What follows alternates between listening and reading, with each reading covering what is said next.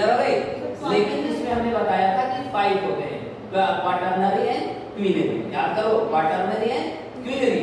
उसके बाद भी हमारे पास इकोनॉमिक्स के और सारे सेक्टर्स में हम इसको डिवाइड कर सकते हैं। अब जैसे कि हमने टाइप्स ऑफ इकोनॉमी में ये तो आपको बताया, इसके अलावा भी मैंने आपको टर्म्स बताया था, याद कीजिए। क्या क्या मैंने बताया था? Developed economy, developing economy, you have heard, बताया था ना। उसके बाद agrarian economy, I think remember होना चाहिए, ठीक है। इसके अलावा फिर हम लोग ट्रेडिशनल इकोनॉमी पढ़ा था। उसके बाद हम लोग ओपन इकोनॉमी पढ़ा था, याद करो। उसके बाद हम लोग स्टेट इकोनॉमी पढ़ा था, कम्युनिस्टिक इकोनॉमी पढ़ा था, कैपिटलिस्टिक इकोनॉमी पढ़ा था, याद आई नहीं? ये सारे क्या थे? सारे हमारे डिफरेंट काइंड्स ऑफ इकोनॉमीज। तो ये सारी चीजों को हमने ऑलरेडी स्टडी कर रखा है। अब आप लोग को याद कितनी है, मुझे एक बार जांच करने की जरूरत है। तो क्या मैं याद समझी पूछे? तो चलो आपको थोड़ा सा बता दो। यहाँ पर जब इस टर्म को हम लोग ने स्टडी किया था, तो इस टर्म में हमने आपको 2-3 चीजों को बताया। सबसे पहले तो हम लोग देखेंगे कि जब हम मैक्रो इकोनॉमी का कॉन्सेप्ट को देखते हैं, तो यहाँ पर एक हमने इकोनॉमिस्ट का विचार पढ़ा था।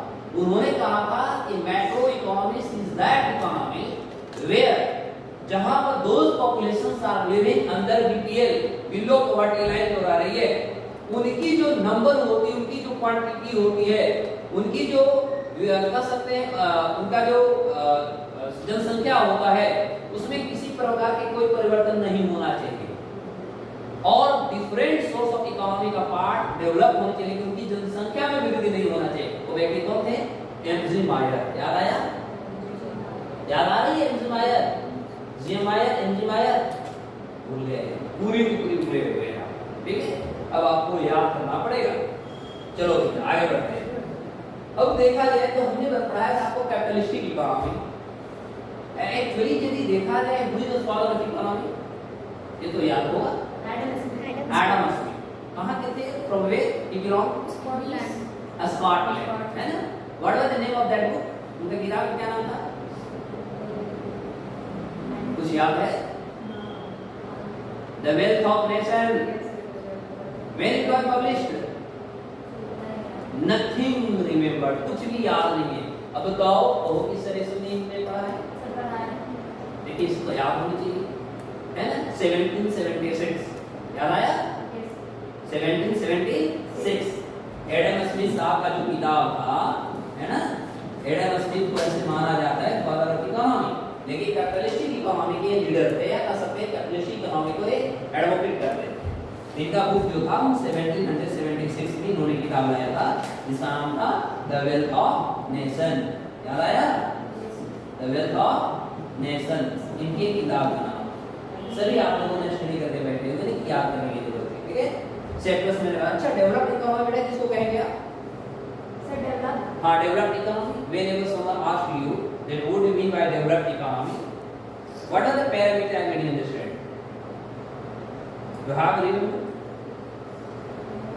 What are the parameters through which you can make me understand that this economy is known to be developed economy? Health, education. Not even. बताया था, नॉर्मल लैंग्वेज में बताया था कि जहां की जो इकोनॉमी होती है, उस इकोनॉमी में मोर देन 50% या मोर देन 50% यदि वहां की इकोनॉमी में कंट्रीब्यूशन जो होता है वो हमारा टर्शियरी सेक्टर का होता है। किसका होता है? टर्शियरी और सेकेंडरी सेक्टर का होता है, ठीक है। या तो वैसे जो इकोनॉमी होते हैं, वैसे इकोनॉमी को हम लोग क्या बोलेंगे? ये हमारा डेवलप्ड इकोनॉमी। मीन टू से इसका ये भी एक कंसेप्ट रख सकते हैं कि जहां पर हमारा जो नेशनल इनकम होता है, पर कैपिटा इनकम होता है, ठीक है, ये काफी हाई होता है। क्लियर हो गई? काफी क्या होती है? हाई होती है। आफ्टर दैट वहां के लोगों की जो रिक्वायरमेंट होता है, ठीक है, उनकी रिक्वायरमेंट्स जो होती है, when requirement is fulfil as per their wish, as per their demand, उनकी जिस तरह से डिमांड होती है, उनकी जो सप्लाई होती है, उस सप्लाई को फुलफिल करते जाता है। जहां कर सकते हो बेटा इंफ्रास्ट्रक्चर जो होता है, वह इंफ्रास्ट्रक्चर हाई होता है।